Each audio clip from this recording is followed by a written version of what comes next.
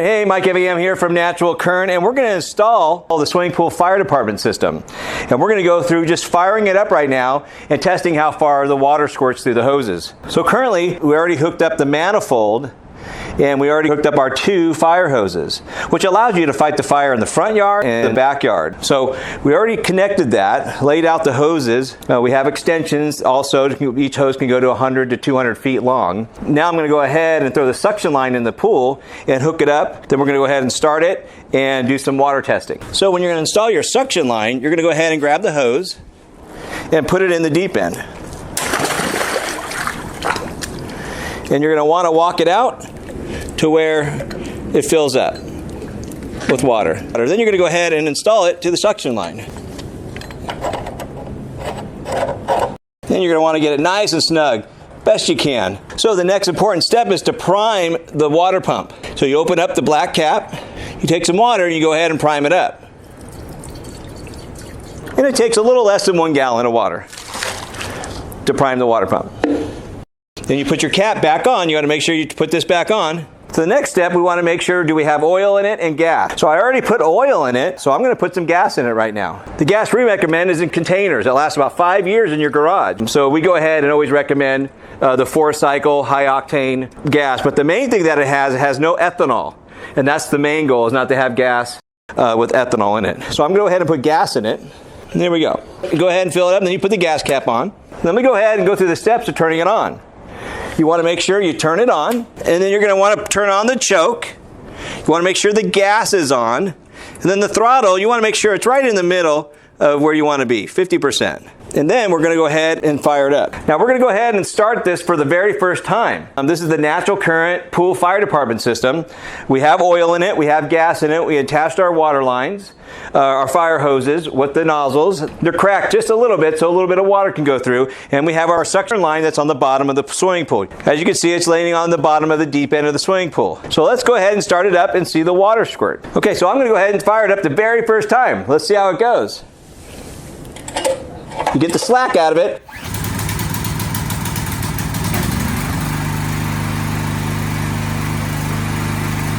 First try. Oh, we have a water line. So now we're going to turn it up.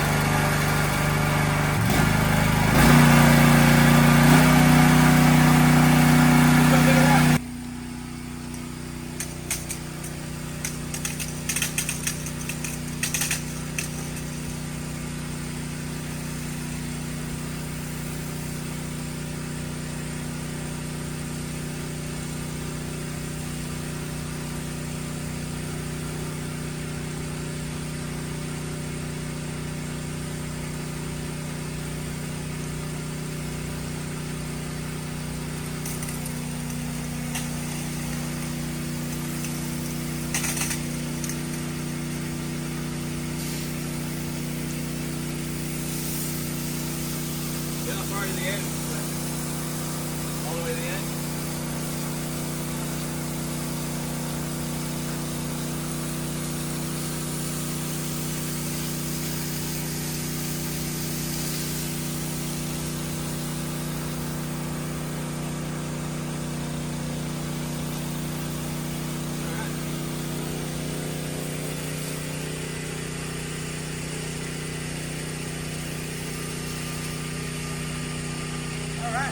Turn it off. All right, we have no leaks, it's running great. All right, now I'm going to go ahead and turn it off. You can probably put the idle down and just turn it off. So now we're going to go ahead and test it over here in the swimming pool. Compare it with the garden hose. Okay, well, I'm going to go ahead and start it up the second time. First thing we want to do is make sure it's turned on. Always want to make sure you turn it on first. And then go ahead and make sure the choke is off, which is off, the gas is on, and then the throttle is like right in the middle. We already primed the pump because we just go ahead and turning it on a second time, so we don't need to prime the pump now because it's already been primed. There's already water in it. I'm going to go ahead and pull on the rip cord to start it. Now you get the slack out of it and just give it a little pop, then you're good to go. Then we're going to go ahead and turn up the RPM.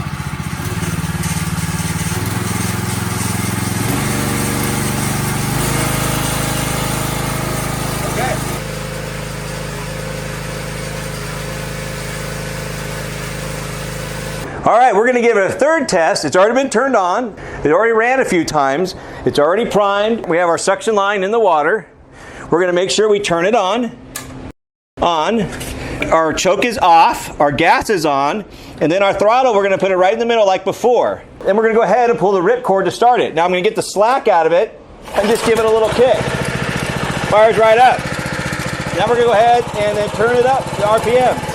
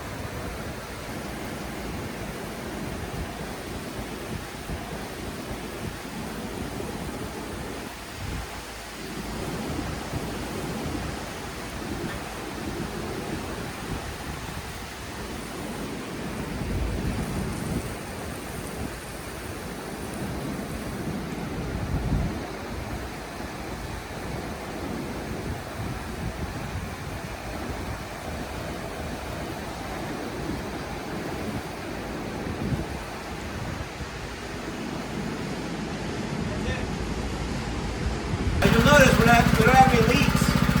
That's very important. You try not to have any leaks. And when you have it set up, plumb dry, shouldn't have any really big drips. You want to try to achieve that when you plumb it in, you have to run it as best you can. You know how to set it up. But all in all, it works really great. Now if we're going to turn it off again, put it on a slow RPM, and then just simply turn it off. Now the last big step that I want to be able to make sure you understand is if you're finished testing it, you want to go ahead and turn the gas off and just let it run until it runs out of gas. So it clears the carburetor with any gas remaining. So I'm going to go ahead and fire it up again, turn the gas off, and we're just going to let it run until it just peters out, and runs out of gas. That means the carburetor's empty and you're good for storage. So I'm going to go ahead and start it up again. We're going to make sure we turn it on. No choke. Gas is on. And then we check our throttle halfway. Then we go ahead and turn our gas off. So now the gas is off. We're just going to let it run until it runs out of gas, clearing out the carburetor. Let's see how long that takes. All right, there we go. Starting to run out.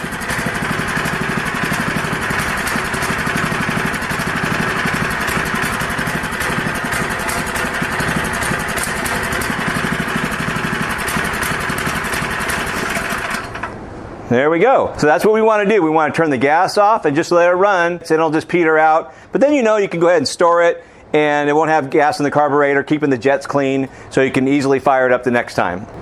But you should go ahead and test this every 6 months or a year to make sure everything's operational. Comes with a 2-year warranty, so for whatever reason it doesn't fire up, you're able to get a brand new one. Okay, after you're done with your swimming pool testing, you have chemicals in your water like chlorine and acid, and we recommend flushing it out. So you're going to put your garden hose here and flush it out. And there's a drain hole, a drain cap that you pull out, and it kind of rolls right out. So let me go ahead and do that.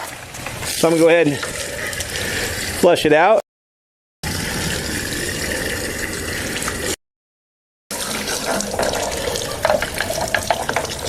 And that should be fine.